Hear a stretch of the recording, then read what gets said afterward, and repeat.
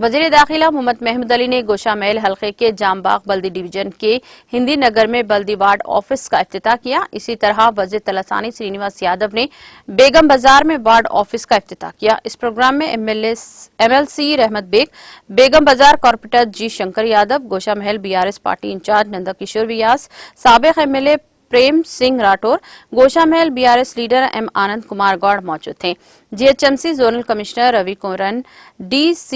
DD Nayak, AMHO Srikanth Reddy, Jambagh BRS general secretary G Nandu Kumar, Anita मोमेंटो leader RB Mahendra अना और विनत यादव, शांति देवक्का, अहमद भाई, गौस भाई, जिया भाई, धनराज, संजय भाई, पप्पू भाई, आनंद सिंह, साबिक कॉर्पोरेटर परमेश्वरी सिंह, मुकेश सिंह, पूजा व्यास, बिलाल, सलेश, शंकर लाल यादव, चारी, नरेश गौड़ और दीगर भी इस मौके पर मौजूद थे।